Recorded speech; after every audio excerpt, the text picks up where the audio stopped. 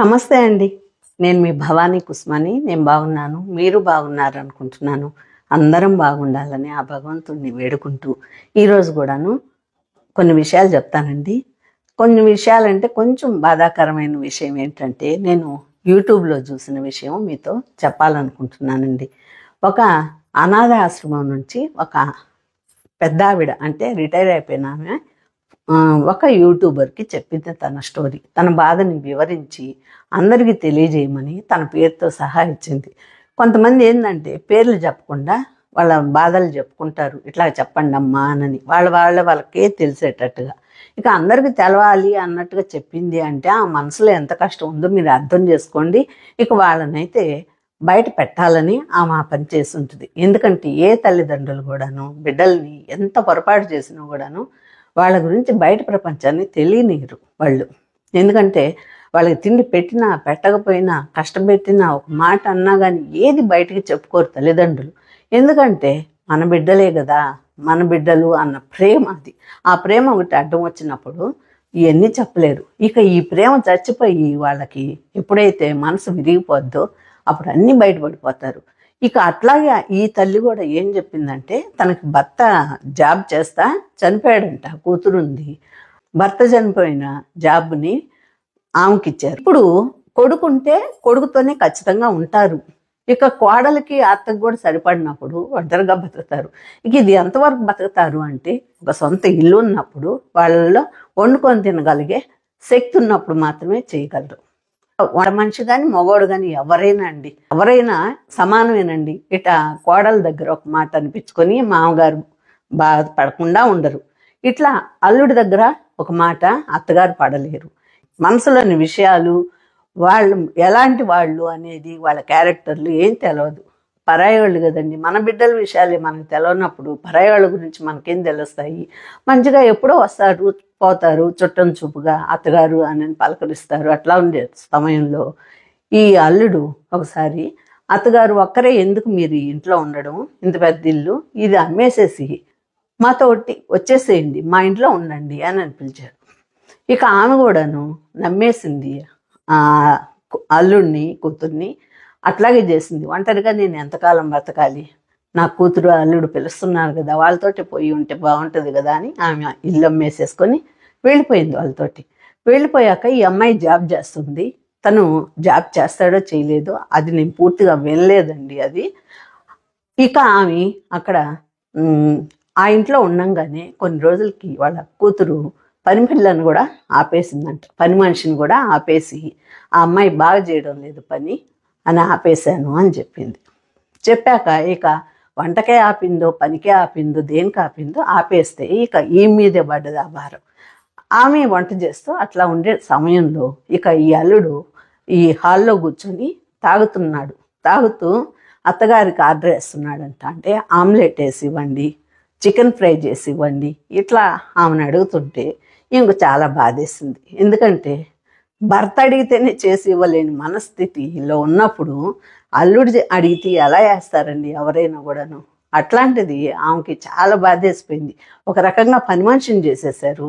ఇప్పుడు మళ్ళీ అల్లుడికి కూడాను ఇట్లాంటివి చెయ్యాలంటే ఎవరికైనా కష్టమే అండి.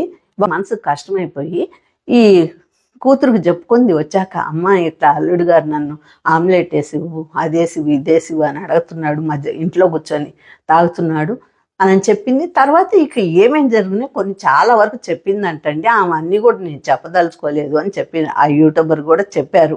ఎందుకంటే కొన్ని వాళ్ళు ఓపెన్గా బరస్ట్ అయిపోయినప్పుడు చెప్పేస్తారు అన్నీ బయటికి. చెప్పేసి కష్టాలన్నీ దించేసుకుంటారు. దించుకున్న తర్వాత రియలైజ్ అయ్యి అరే మనం ఇంత బ్యాడ్గా చెప్పేసేమా అని అంటారు. వాడిదేముందండి, మగవాడు ఆడమనిషి కదా, చెడ్డదైపోద్ది. కాబట్టి ఈమె పాపం ఆపేసింది కొన్ని మాటలు. ఇక ఆయన ఏమన్నాడు, ఎట్లా చూసుకున్నాడు ఏంటో. మరి ఈ కూతురు ఏం చెప్పిందంటే ఏమైంది, కొడుకులాగా భావించుకొని చేసి పెట్టచ్చు కదా, ఆయన నిన్ను అమ్మలాగా అనుకుంటున్నాడు అని ఆమె అన్నప్పుడు ఈమె మనసు విరిగిపోయింది. కూతురు కూడా నా పక్క మాట్లాడకుండా వాళ్ళ భర్త పక్కే మాట్లాడుతుందే అన్న ఉద్దేశంతో ఇంక మనసుకు కష్టమైపోయి ఇంకా ఆ ఇంట్లోంచి బయటకు వచ్చేసి అనాథాశ్రమంకి వచ్చేసింది. ఇప్పుడు ఈ విషయాలన్నీ ఆమె యూట్యూబ్లో చెప్పింది. ఈ అంతటి కారణం అల్లుడిది తప్ప, కూతురుది తప్ప, ఈ అత్తగారిది తప్ప అనే విషయానికి వస్తే అత్తగారిదే తప్పు, అంటే ఆ అమ్మాయి అమ్మగారిదే తప్పు.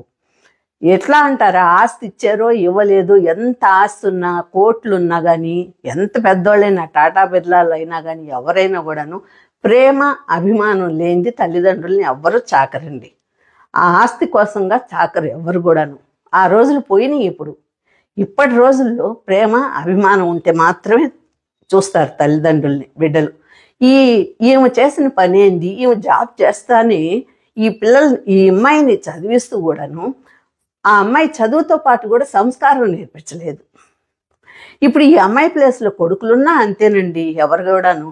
అట్లాగా ఎప్పుడైతే ఈమె సంస్కారం నేర్పించలేదో ఈ అమ్మాయి వాళ్ళ అమ్మ పక్క మాట్లాడకుండా భర్తనే సమర్థించింది.